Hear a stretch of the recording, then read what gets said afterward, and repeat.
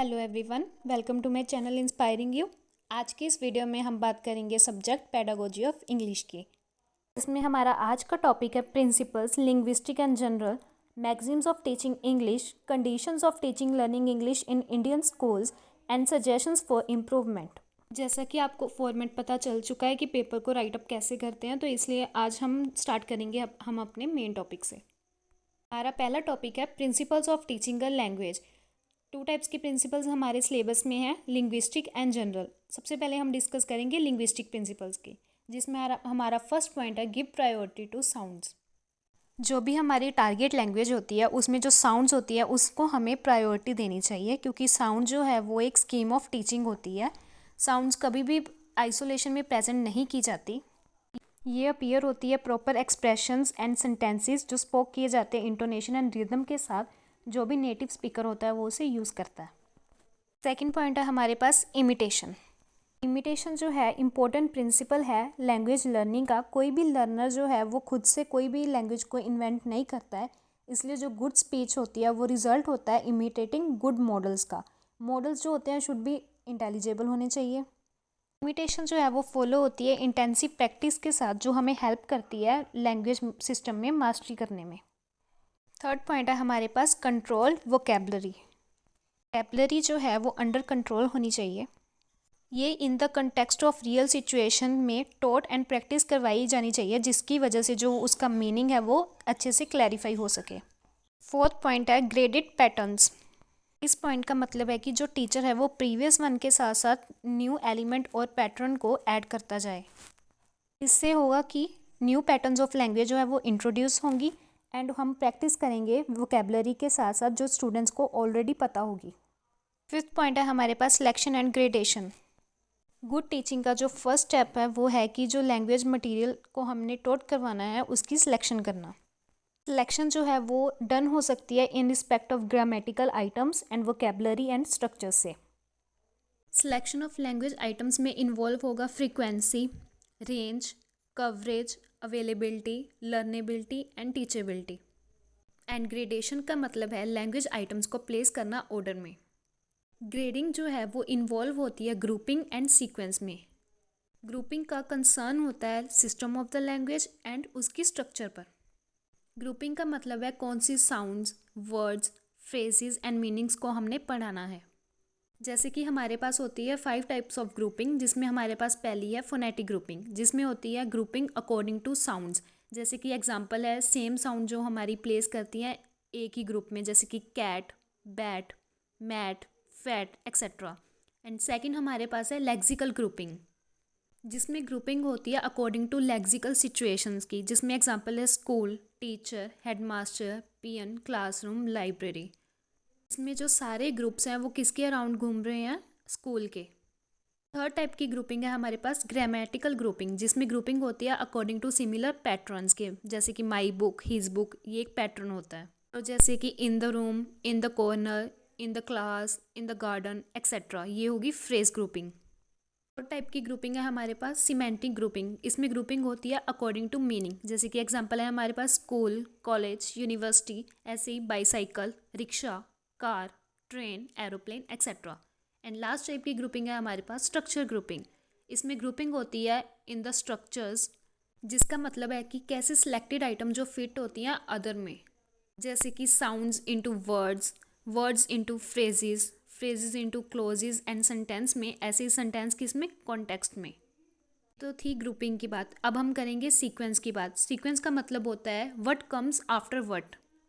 Sequence जो है वो है अरेंजमेंट ऑफ साउंड, जैसे कि फोनेटिक सीक्वेंस, फिर फ्रेजेस जो कि हैं ग्रामेटिकल सीक्वेंस, फिर वर्ड्स आ जाते हैं हमारे पास लेक्सिकल सीक्वेंस, ऐसे ही मीनिंग आ जाता है जिसमें आ जाता है सीमेंटिक सीक्वेंस।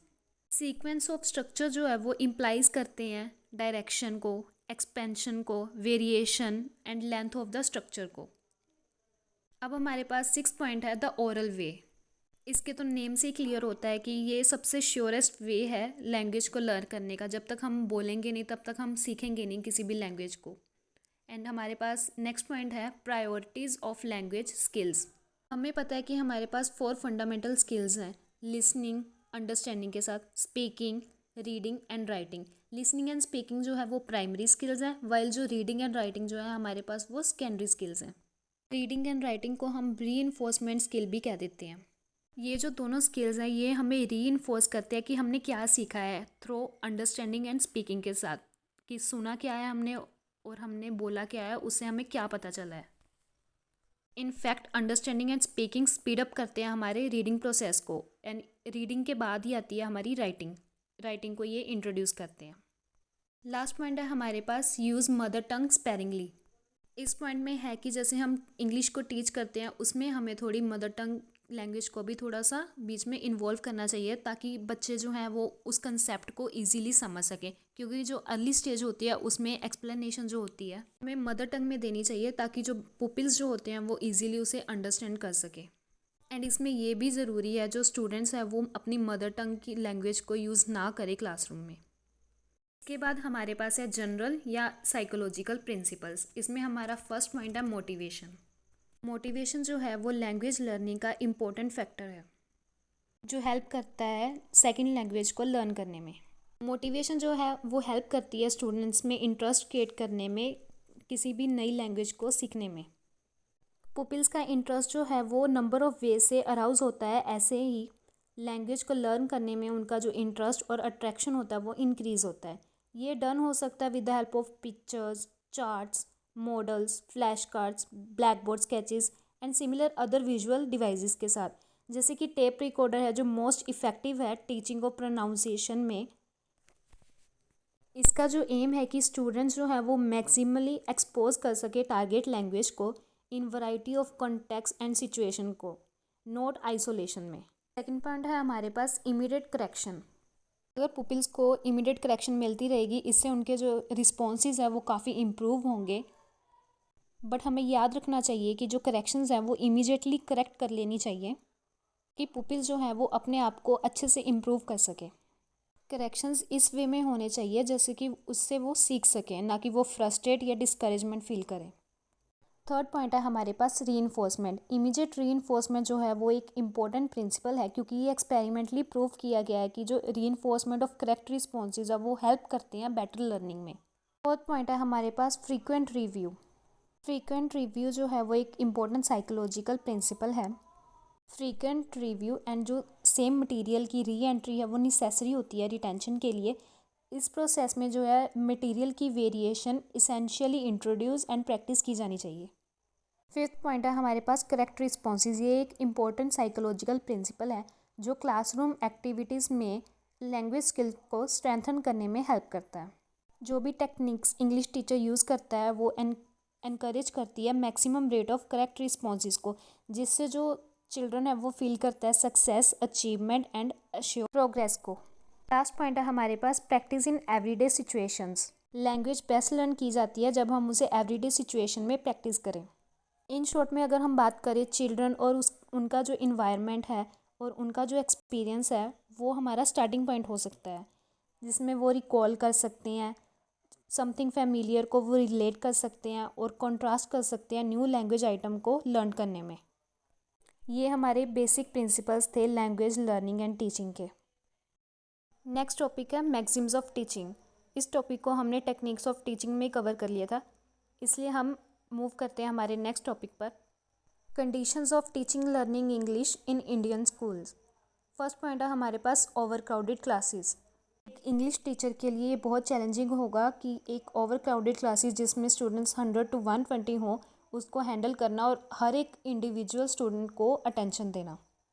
सेकंड पॉइंट है हमारे पास unhygienic physical conditions.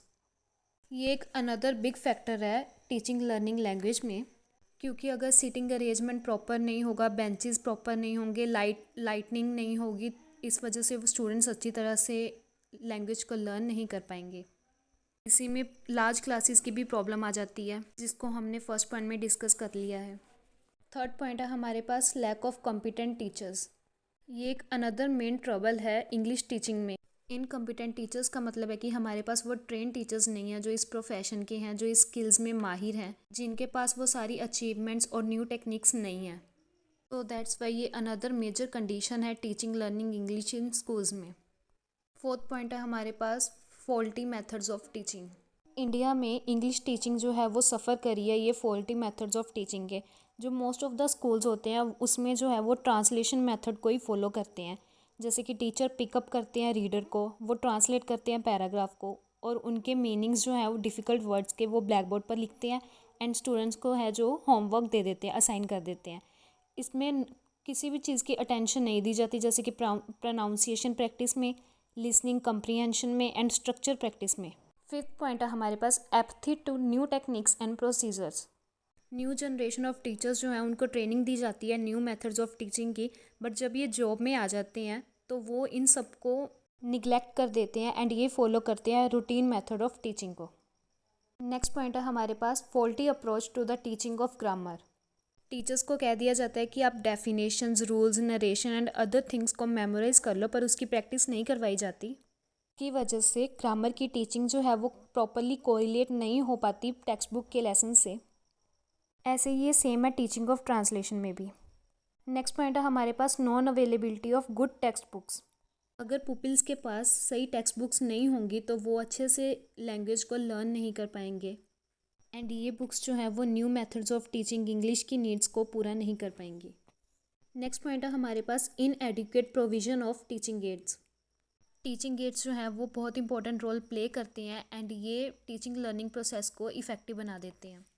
Teaching aids like simple charts, flash cards, linguaphone, tape recorder, without इनकी मदद से एक टीचिंग लर्निंग प्रोसेस को इफ़ेक्टिव बनाना बहुत इम्पॉसिबल है। नेक्स्ट पॉइंट है हमारे पास insufficient provision for the subject in the time table. अगर एक लैंग्वेज सब्जेक्ट को टाइम टेबल में प्रॉपर और रेगुलर वे में इंट्रोड्यूस नहीं किया जाएगा तो एक पुपिल के लिए उस लैंग्वेज को लर्न करना और उसे अंडरस्टैंड करना बहुत डिफ़िकल्ट हो जाएगा। लास्ट थर्ड पॉइंट है हमारे पास निगलेक्ट ऑफ करेक्शन वर्क। अगर टीचर्स के द्वारा स्टूडेंट्स की मिस्टेक्स को करेक्ट नहीं किया जाएगा या उसे निगलेक्ट किया जाएगा, इस वजह से स्टूडेंट्स की वो हैबिट बन जाएगी कि वो मिस्टेक्स ही करता जाएगा और वो सीखेगा नहीं। क्योंकि एक टीचर का काम होता है कि स्टूडेंट्स की जो मिस्टेक्स हैं उसको पॉइंट आउट करना। लास्ट सेकंड पॉइंट है हमारे पास faulty evaluation system. Teaching and learning English जो है वो सफ़र करती है इस फॉल्टी इवैल्यूएशन सिस्टम से। जो हमारा प्रेजेंट एग्जामिनेशन सिस्टम है वो एनकरेज करता है क्रैमिंग को and few rules of grammar की नॉलेज को। क्योंकि जो इंग्लिश के most of the question papers होते हैं वो स्टीरियोटाइप्ड होते हैं, जिसमें सिर्फ समरी के बारे में पूछा जाता है, जो चिल्ड्रन जो है इजीली गाइड से क्रैम कर लेते हैं। ऐसे क्वेश्चंस उनसे नहीं पूछे जाते जो उनकी thinking level, imagination and skills को एनकरेज कर सके। लास्ट पॉइंट है हमारे पास पेरेंटल इंटरफेरेंस। इसमें है कि सर्टेन काइंड ऑफ पेरेंट्स जो हैं वो इंटरफेयर करते हैं गुड टीचर्स के वर्क में। वो अपने चिल्ड्रन की प्रोग्रेस को मेजर करते हैं उस सब्जेक्ट से बाय जो नंबर ऑफ पेजेस जो है रीडर ने कवर करवाए हैं, ट्रांसलेशन एक्सरसाइजेज उसने डन करवाई हैं एंड ग्रामर लेसन जो हैं वो इंग्लिश पीरियड में उन्होंने दिए हैं। अगर कवरेज उनकी सेटिस्फेक्शन के अकॉर्डिंग नहीं होती तो वो कमेंट करते हैं टीचर्स के वर्क और उनके मेथड्स पर। नेक्स्ट टॉपिक है हमारे पास सजेशंस फॉर इम्प्रूवमेंट। पीछे जो हमने कंडीशंस को डिस्कस किया है उसको हम रिवर्स करके इन सजेशंस में लिख सकते हैं। इसमें हमारा फर्स्ट पॉइंट आ जाएगा need for new approach. Some drastic changes जो है वो ज़रूरी हैं इस अप्रोच में। एरियाज़ जैसे हो सकते हैं syllabus construction, course books, methods, techniques of teaching, evaluation of pupils achievement in the subject and other related matters हो सकते हैं जो इन नीड्स को सूट कर सकें। सेकंड पॉइंट है हमारे पास a careful planning is needed. Careful planning ज़रूरी है ताकि कोई भी एफर्ट जो है हमारे वो वेस्ट ना हो सके। थर्ड पॉइंट है हमारे पास over crowded in the English classroom should be avoided. इस पॉइंट को हमने ऑलरेडी कंडीशंस में डिस्कस कर लिया है। फोर्थ पॉइंट है हमारे पास adequate attention should be paid to correction work. Fifth point है the system of evaluation and examination in English should also be changed. Next point है हमारे पास role of teacher and last point है हमारे पास एक्सपोजर टू स्पोकन इंग्लिश। ये सारे points हम खुद से लिख सकते हैं एंड ये हमने कंडीशंस में भी ऑलरेडी डिस्कस कर लिए हैं। Thanks for watching. Please like, share and subscribe my channel.